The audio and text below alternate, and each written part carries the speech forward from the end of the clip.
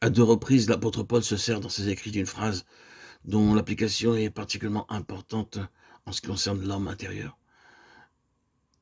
la vocation de l'homme et sa destinée.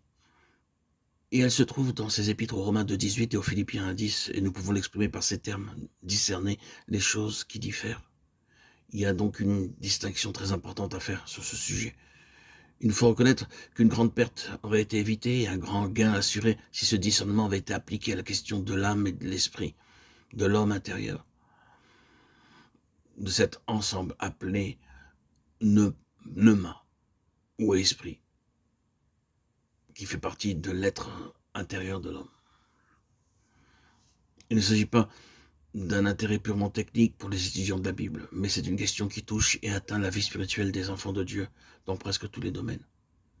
Il y a peu de choses qui soient plus vitales que celle-là pour la plénitude de la vie et l'efficacité du service. Elle embrasse toute la signification de l'intention rédemptrice de Dieu dans et par la croix de Christ. Un très grand nombre des problèmes les plus angoissants qui est pesé sur les enfants et les serviteurs de Dieu durant des années trouvent ici leur solution. Il y a premièrement la différence essentielle et fondamentale entre la nouvelle création et l'ancienne création, à laquelle est lié le problème angoissant des conversions totalement ou partiellement insuffisantes. Des convertis qui semblaient avoir donné l'évidence d'un grand changement de vie, mais qui trop tôt présentent certains symptômes qui font douter d'une œuvre radicale et régénératrice. Nous pensons au grand nombre de personnes qui font profession de foi sous les conditions et dans les occasions particulièrement favorables. Des campagnes d'évangélisation bien organisées, largement annoncées, qui disparaissent dès que la mission est terminée, qui demeurent introuvables ou ne se sont maintenus dans une sorte de vie qui, par un renouvellement incessant d'atmosphère évangélique à haute tension. On dit que ces deux personnes qu'on y rencontre dans une ville, l'une s'est convertie à un moment donné, bien que maintenant elle n'ait aucun intérêt pour les choses de Dieu, et que l'autre non. Cela donc soulève certainement la question de savoir quelles sont les voies et les moyens de Dieu dans le domaine de l'activité évangélique, et quels sont ceux des hommes qui ont été véritablement régénérés lorsqu'ils ont assisté à ces assemblées, ces campagnes d'évangélisation où ils ont cru en apparence être convertis, mais cela n'a pas été le cas. Et ensuite, le problème difficile de la croissance spirituelle trop lente de ceux qui ont réellement accepté Christ. Nous sommes certains que la maturité spirituelle est le but de toute la vie du chrétien, mais nous pensons à cette question d'une croissance arrêtée qui conserve tous les traits de l'enfance ou même de l'enfantillage. C'est une question que déploraient profondément les auteurs des lettres du Nouveau Testament et qui représente l'objet essentiel d'une grande partie du Nouveau Testament lui-même. Il est donc, frères et sœurs en Christ, significatif que dans ces lettres où les auteurs déplorent une enfance trop prolongée, la différence entre l'âme et l'esprit soit très définitivement touchée, excepté dans une seule épître, celle aux Thessaloniciens. Il y a encore beaucoup d'autres questions qui se soulèvent, et celle de la mesure si faible de réelle valeur spirituelle qui résulte d'une si grande et si longue dépense d'énergie, de ressources et de dévotion. Et que dire de la prospérité et du succès des faux mouvements spirituels séduisants et malfaisants. Et toute cette question de la séduction doit être considérée très sérieusement. La séduction des chrétiens qui peut les égarer entièrement ou les mettre dans un état où ils seront nuls dans l'œuvre de Dieu et souvent les amener à un reniement total des fondations de la foi. Ce sont là certainement des choses qui ne peuvent être ignorées. Et chacun de ces cas ne saurait être considéré comme ressortant du domaine médical. Beaucoup d'autres difficultés spirituelles pourraient être ajoutées à celles que nous venons de citer. Quelques-unes d'entre elles seront mentionnées et traitées au cours de notre étude dans les prochains audios. Tandis que chacune d'entre elles peut avoir plus d'une explication à cause des facteurs particuliers qui les gouvernent. Personne ne pensera que nous prétendions avoir trouvé la cause et le remède de tous ces maux. Nous croyons cependant que le manque de discernement dans cette question de l'âme et de l'esprit explique ces conditions plus que cela n'a été reconnu par la vaste majorité du peuple de Dieu. Après avoir montré l'importance de cette considération, approchons-nous de la question actuelle. D'où vient donc tout cet aveuglement? Si toutes ces tristes conditions et bien d'autres encore sont dues dans une grande mesure au manque de discernement à l'égard d'une différence vitale, il faut nous demander pourquoi ce manque a été si général. Certainement en cherchant les traces d'une déviation spirituelle nous reviendrons toujours à sa source. Satan, qui a toujours désiré corrompre l'œuvre de Dieu et entraver le dessein de Dieu, doit trouver un très grand avantage à cacher ce secret et à laisser le peuple de Dieu dans l'ignorance d'une vérité aussi importante. C'est certainement ce qu'il a fait, ce qui explique la prière de l'apôtre Paul, qu'il illumine les yeux de votre cœur, Éphésiens 1,18.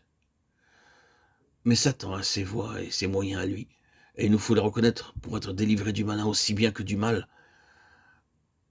Nous commençons donc par la fin, Matthieu 6,13.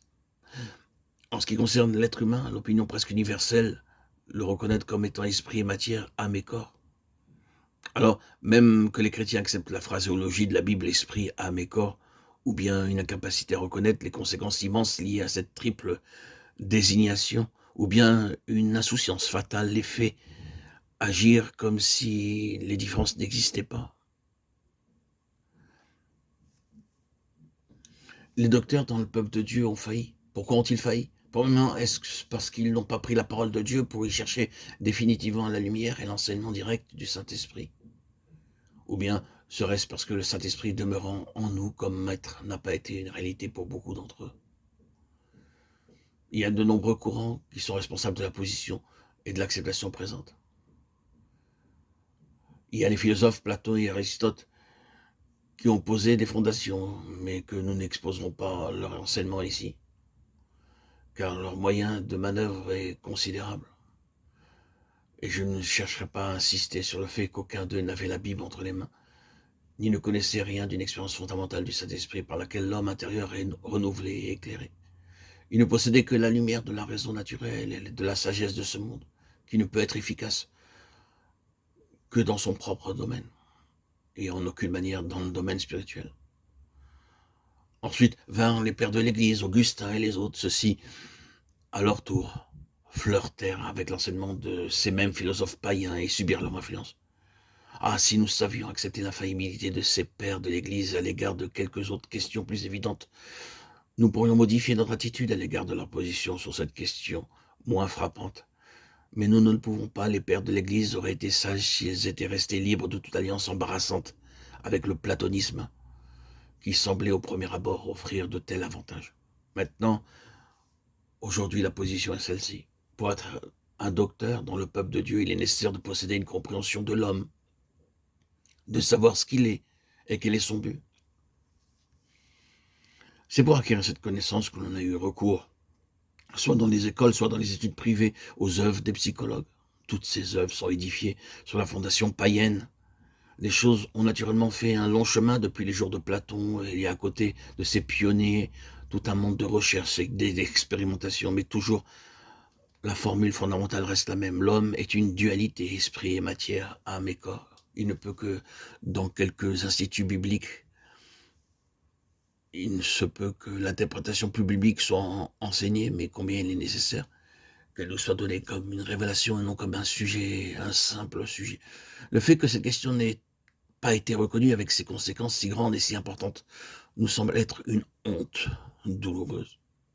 Il est difficile d'assister à une convention, à une assemblée, à une réunion de l'ordre le plus spirituel ou de trouver un effort spécial fait pour Dieu sans percevoir l'influence dominante, certes inconsciemment, de la psychologie qui ne procède pas de la parole de Dieu, qui est de l'ordre naturel, de l'ordre terrestre, mondain et non spirituel. Ah, que de choses immenses se produiraient, quoique invisibles peut-être, ce qui serait plus sûr, si les influences étaient spirituelles plutôt que psychiques. Il doit y avoir de nombreux changements dans l'échelle des valeurs, afin que le visible fasse place à l'invisible, afin de discerner ce qui est terrestre et ce qui est céleste, et de voir le succès, la victoire en Christ, devant cette pauvre réalité terrestre, naturelle, d'ordre psychologique, mental, et qui ne mène à rien, qui n'apporte en rien la délivrance, la libération, la connaissance de Christ.